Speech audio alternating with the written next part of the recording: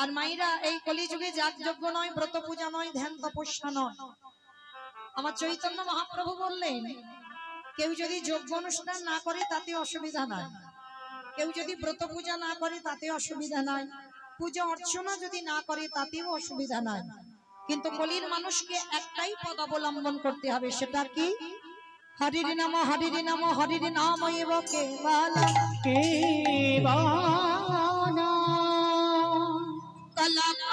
কলকানাস্তে বা নাস্তে বা নাস্তে বা গতিরা অন্যথ গতিরা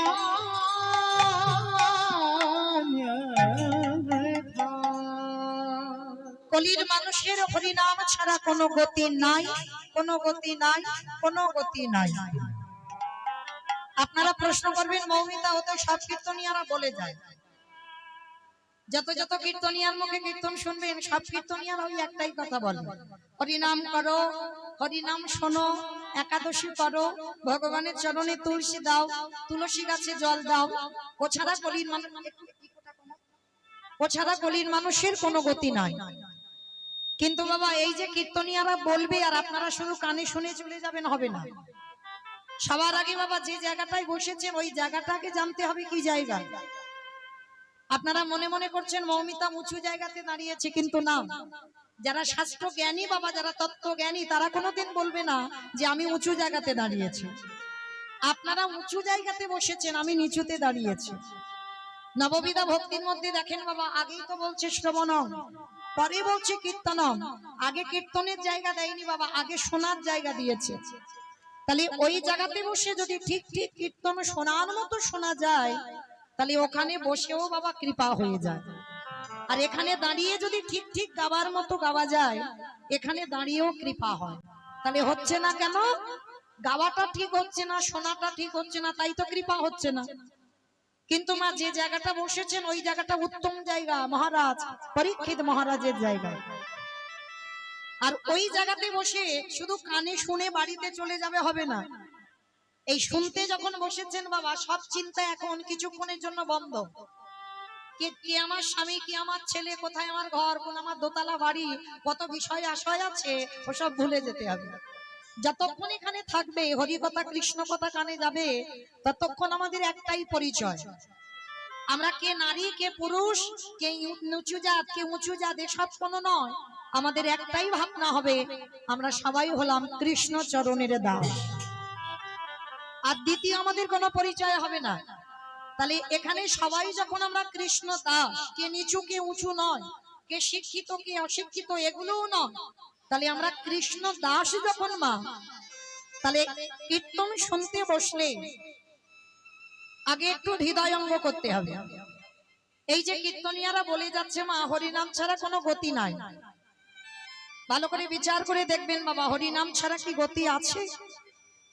যে যত বড় ধনী হোক না কেন, যার যত টাকা থাকুক না কেন, যার যত অর্থ থাকুক না কেন, কেউ যদি বাবা সারা জীবনটা দিল্লি বম্বে কাটায়, কেউ যদি সোনার পালঙ্কে ঘুমায়, কেউ যদি টাকার বিছানায়ও ঘুমায়, তবু মনে রাখতে হবে মা, শেষের দিনে এরা তোমার কেউ আপন নয়। যে যত তাড়াতাড়ি জানবে বাবা, তত তাড়াতাড়ি তার মঙ্গল হবে। যারা এখানে গীতা ভাগবত জ্ঞানী বসেছেন বাবা, তারা ভালো করে বুঝবেন, পৃথিবীতে যা যা কিছু দেখছো সব অনিত্য বস্তু। আর নিত্য বস্তু যদি থাকতে হয়, সেটা হলো আমার গৌর গোবিন্দ চরণ, ওটাই হলো আমাদের নিত্য বস্তু। তালি মাইরা সকাল থেকে আর সন্ধ্যা পর্যন্ত আমরা কি করি? ছেলে আমারে, মেয়ে আমারে, জায়গায় আমারে, জমি আমারে, বিষয় আমারে, বৈভব আমার। কিন্তু যতই আমারে আমারে করো না কেন, বাঁশি যদি বেজে যায় পড়ে থাকবে সরকারি খামার। এসেছো একা, যাবে একা। যেদিন এসেছিলে মা, সেদিন তোমার সঙ্গে কেউ আসেনি। আর যেদিন ভব ছেড়ে তুমি চলে যাবে, সেদিনও তোমার সাথে কেউ যাবে না। যেদিন এসেছিলে তোমার হাতে কিছু ছিল না, যেদিন তুমি ভব ছেড়ে চলে যাবে, সেদিনও তোমার সাথে কিছু যাবে না, হাতেও কিছু থাকবে না। এলে খালি হাতে, যাবেও তুমি খালি হাতে। কটা দিন বাবা একটু অভিনয় করা, যার অভিনয় শেষ তাকে অভিনয় মঞ্চ থেকে নেমে যেতেই হবে। কি মাইরা, আমি যদি বলি আমি সারা রাত কীর্তন গাইবো এখানে দাঁড়িয়ে, সবাই কি বসে থাকবে? অত সোজা নয়।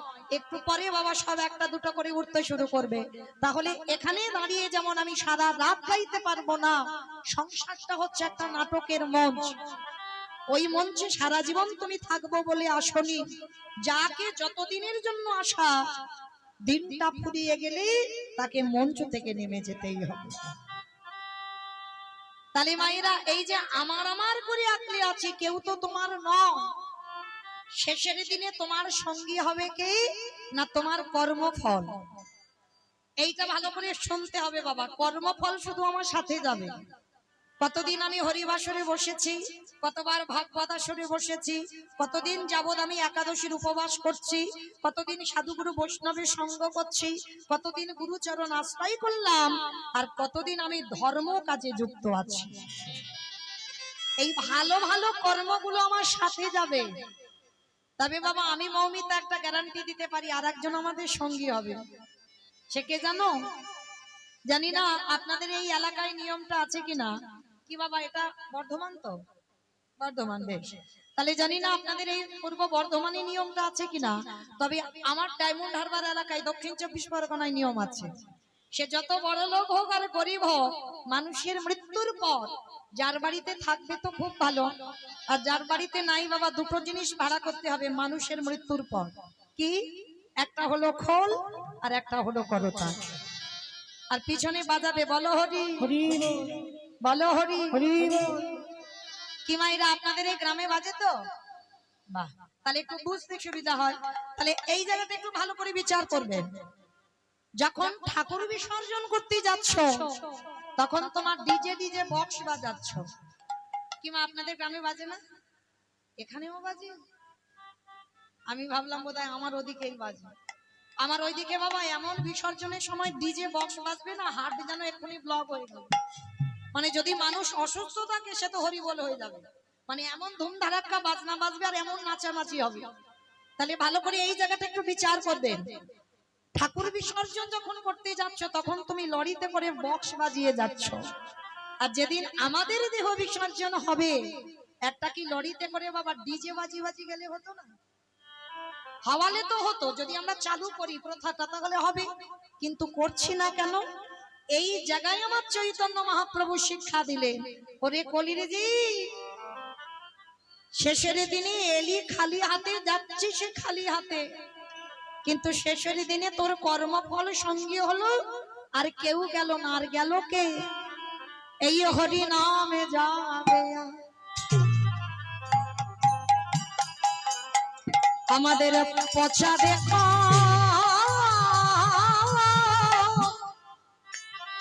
দেহ যাবে, ও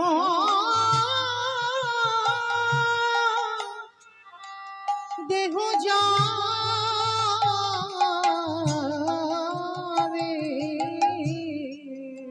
ও ভাই, তোমার সঙ্গের সাথী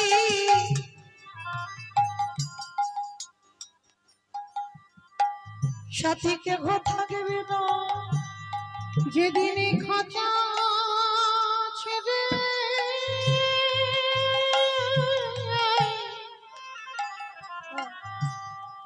এই প্রাণ পাখি চলে যাবে। আমাদের কারোর কৃষ্ণ ভজন হলো না, আমরা যে মিনি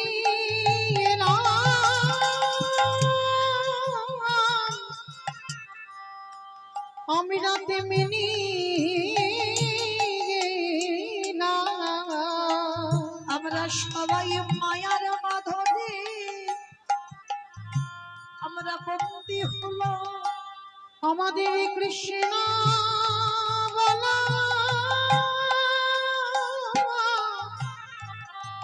হলো না ভাই, আমরা এলাম খেলা, ভব ছেড়ে চলে গেল।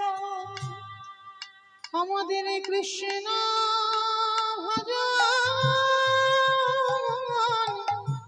হলো না রে।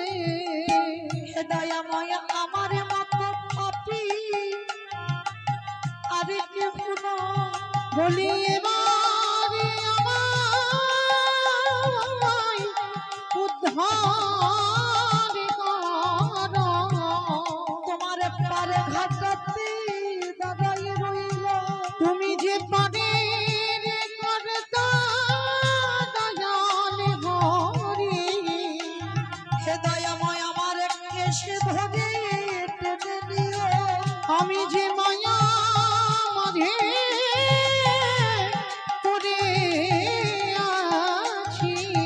তুমি জানো আমার চরণে ছাড়া করো না দয়া তোমার ওই চরণে জানাই রাখলাম। আমি তোমার ওই চরণে সবে সব দিলাম আমার দেহ মন প্রাণ জীবন যৌবন যেন চরণে ছাড়া ছড়া করো নাহি। আস্তে। তাই সবার চরণে আমার নিবেদন মা, পৃথিবীতে যদি সবাইকে ভুলে যাও তাতে অসুবিধা নাই, কিন্তু যেন জীবনে কোনোদিন আমার গৌর গোবিন্দ চরণ ভুলে যেও না। কারণ এই জগতে সবার ভালোবাসাই বাবা চাওয়া পাওয়া আছে, আর এই জগতে আমার ভগবানের মতো তোমায় জীবনে কেউ কোনোদিন ভালোবাসতে পারবে না। যে যতই বলুক না কেন আমি তোমায় এত এত ভালোবাসি না, ভালো তো আমায় ভগবান তোমায় বেসেছে। আপনারা প্রশ্ন করবেন কেন মৌমিতা জন্ম নিলাম, জন্ম নিয়ে আমার মার কোলে বসলাম, আমার মা তো সব থেকে বেশি ভালোবেসেছে বলে না, ওটা তোমার মা ভালোবাসেনি। এই যে জন্ম নিয়ে তুমি তোমার মার কোলে বসে মাস স্তনদুগ্ধ পান করেছো, তুমি ভাবছো কি তোমার মা ভালোবেসেছে? না, ওটা তোমার মা ভালোবাসলো না। মা যদি ভালোবাসলো বাবা, এখানে আমরা যারা মা হয়েছি, আমিও একজন মা, আমার ছেলে মাধ্যমিক দিল মানে ছোট ছেলে নয়, অনেক বড় হয়ে গেল। তাহলে সেই যে আমরা যারা সন্তানের মা হয়েছি তারা ভালো করে জানবো, যখন মাতৃগর্ভে সন্তানের 5 মাস বয়স হয়, মাতৃস্তনে দুগ্ধ আসে, তাহলে কে তৈরি করলো বাবা? মা নিজে নিজে তৈরি করলো? মা যদি নিজে করতে পারতো তাহলে একজন মাকে বলো গর্ভের সন্তান আসবার আগে করে দেখাতে পারবে না। তাহলে দিল কে? গ্রাম প্রতিবেশী, আত্মীয় পরিজন, বন্ধু বান্ধব এসে দিয়ে গেল না, তাহলে দিল কে? বিশ্বের স্রষ্টা মালিক ভগবান। তাহলে একদিনের একটা বাচ্চা জন্ম নিয়ে যে সে কি খাবে তার ভাবনাটা কিন্তু জগতে কেউ ভাবলো না। না ভেবেছে তার মা, না ভেবেছে তার বাবা, আত্মীয় পরিজন তো দূরের কথা, তাহলে ভাবলো কে? আমার ভগবান।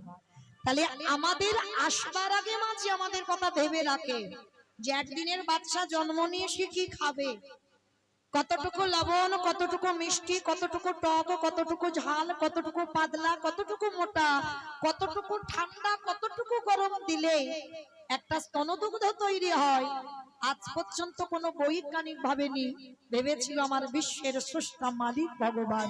নিতাই গৌর প্রেমানন্দে। হরি বল হরি বল হরি বল। তাহলে মায়েরা, তাহলে এই জগতে বাবা আমাদের সবাইকে মনে রাখতে হবে, যদি সবাইকে ভুলে যাই তাতে অসুবিধা নাই, কিন্তু একজনকে ভুললে চলবে না। কেন জানো ও মায়েরা? ওই ছেলেটা তো আমার একটু ভালোবাসার কাঙাল গো, একটু প্রেমের কাঙাল। কোনোদিন বলেনি আমায় মোটা মোটা রজনীগন্ধার মালা দিয়ে আমায় সাজা, কোনোদিন ভক্তের কাছে দাবি করেনি আমার শ্বেত পাথরের মন্দির করে দি, কোনোদিন ভক্তের কাছে দাবি করেনি বাবা ভালো ভালো ফল মিষ্টির ডালা দিয়ে খেতে দি। তবে লালসা নেই বলা ভুল মা, ভক্তের কাছে একটা লালসা আছে ভগবান, সেটা কি জানো? যেটা সবাই দিতে পারবে। ওরে কলিরি জ্ঞানন্ধজি,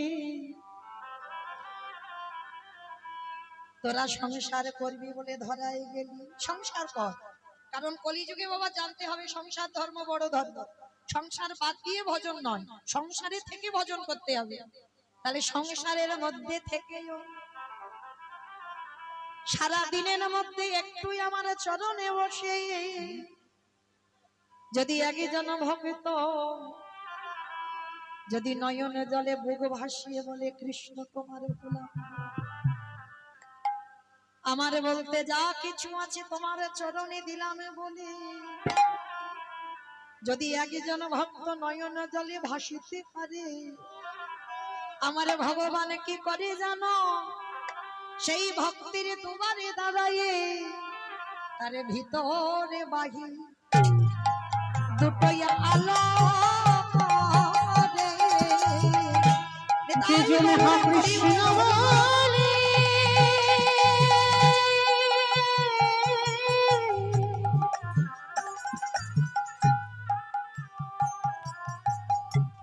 যে জনে কৃষ্ণ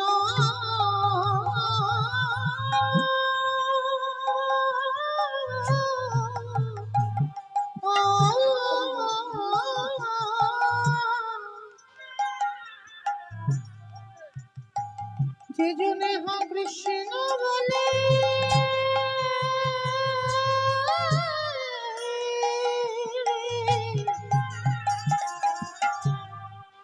একেবারে নয়নে জলে ডাকিতে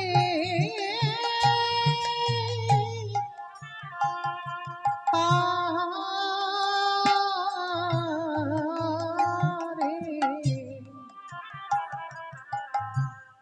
তরে ভেতরে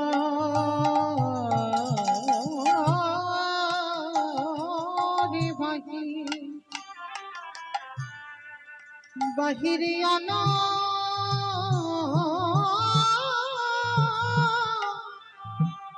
আলোক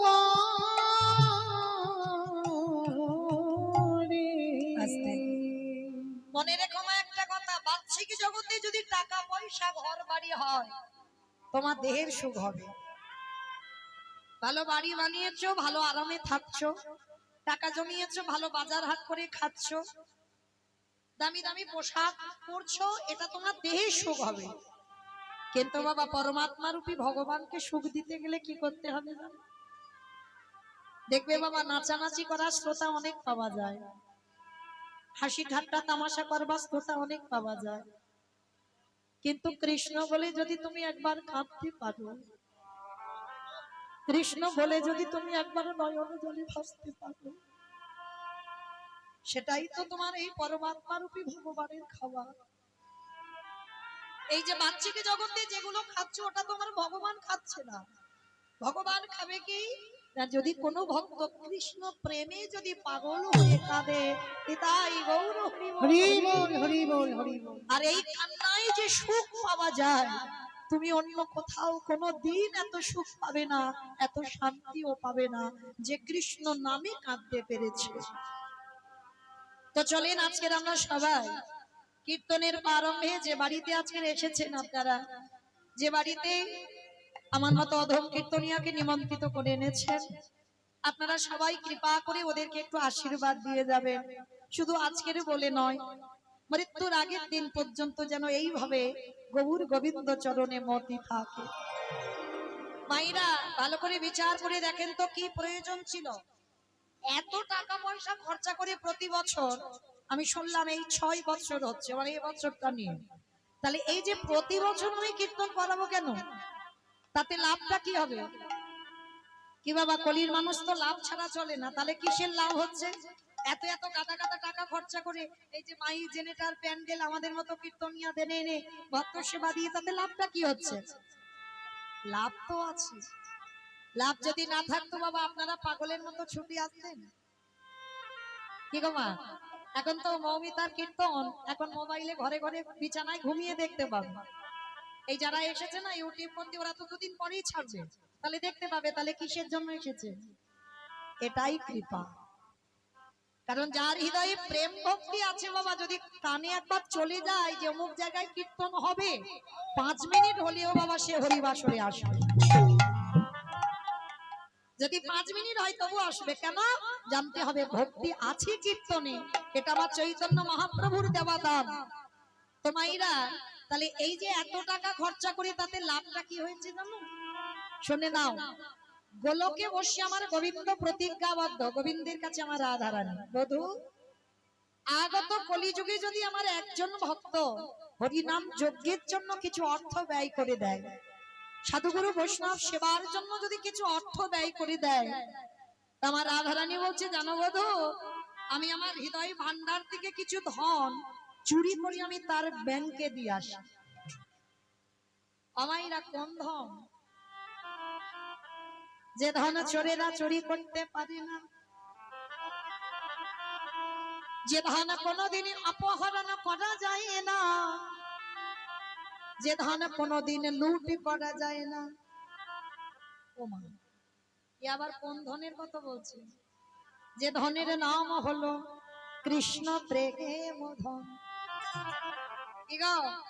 যদি অনুষ্ঠানের জন্য 2 লাখ টাকা খরচা হয়, আমার রাধারানী কিন্তু 4 লাখ টাকা ব্যাংকে দেবে না। তাহলে কোন ধন? যে ধন জগতে কেউ চুরি করতে পারবে না, যে ধন হচ্ছে কৃষ্ণ প্রেম ধন।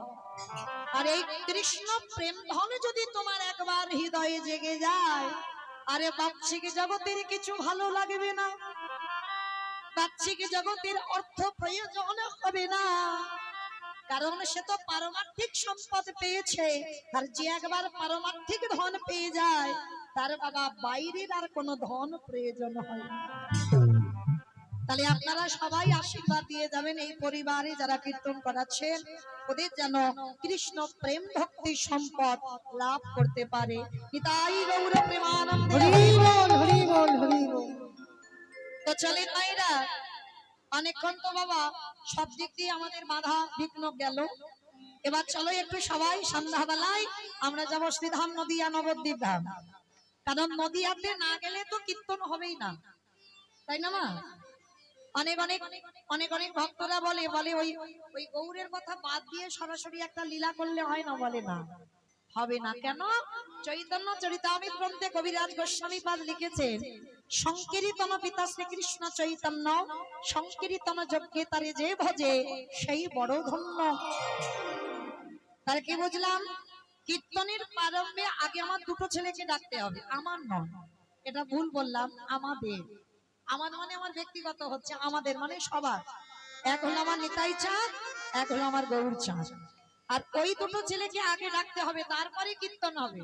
কারণ ওরা দুজন যদি না আসতো বাবা, তাহলে কীর্তন আমরা কি জানতাম? কি জানতাম না তো। তাহলে যাদের জন্য চিনলাম কীর্তন বিষয়টা কি, তাহলে আগে তো তাদেরকে ডাকতে হবে। চলো নদিয়ায় গিয়ে দেখবো, সত্যতে নারায়ণ, ত্রেতাতে রাম, তারপরে কৃষ্ণ, কলিতে গৌরাঙ্গ।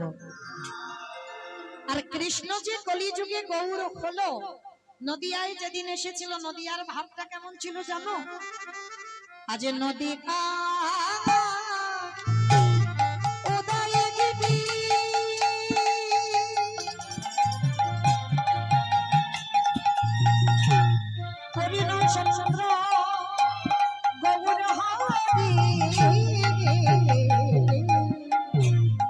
আজ নদিয়া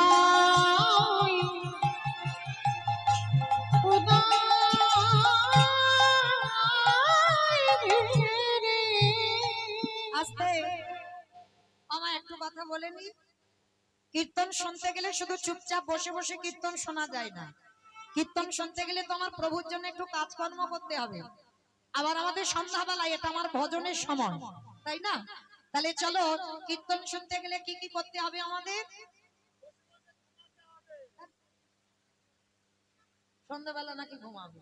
একটু রাত ভারী হলে নয় বলতো, আমার ঘুমানো নয়, 3টে ধ্বনি। একটা হচ্ছে উলুর ধ্বনি, শঙ্কর ধ্বনি, আর যাদের যাদের হাত আছে, আর যারা বাড়িতে রেখে এসেছো বলবো না, যাদের হাত হরিবাসরে এসেছে। কি মায়েরা সবার হাত আছে বাবা? দাদা ভাই যাদের হাত আছে কই একবার দেখান। নিতাই গৌর প্রেমানন্দে। আমার অন্ধকারে বসে হাত উঠছে না কেন? আমার নাম মৌমিতা ঘোষ, আমার পদে পদে দোষ, হাত তুলিয়ে তবে আমি বাড়ি যাব। তো চলো আজকে আমার সবাই কই মায়েরা একটু উলুধ্বনি দাও প্রেম সে। আজ নদী গা উদয় গিরি আমারে গোনারে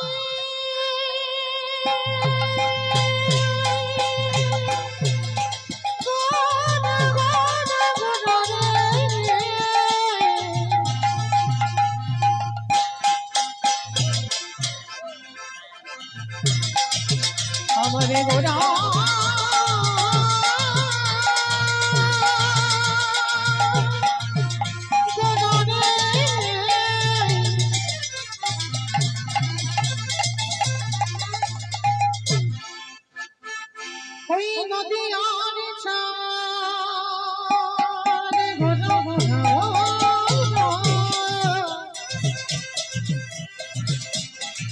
আমার গোনা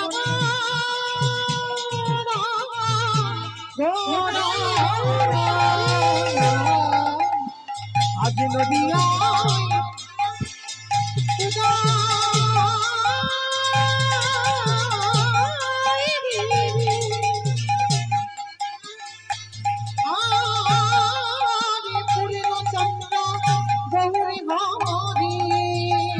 কৃপা করে হইল যোগা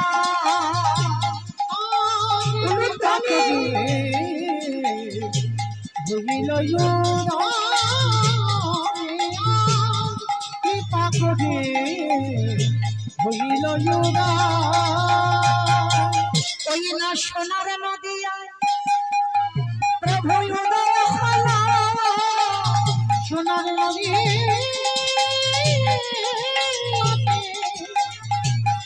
ওই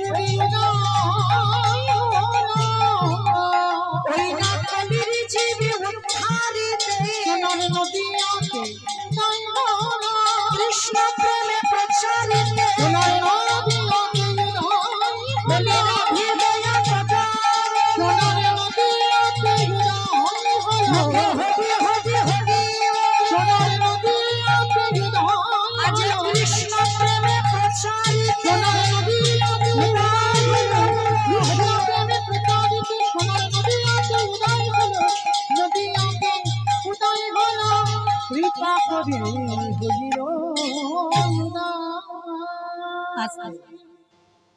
তাহলে নদিয়ার ভাগ্যাকাশে ব্রজেন্দ্র নন্দন কৃষ্ণ কলিযুগে হয়েছে গৌরাঙ্গ।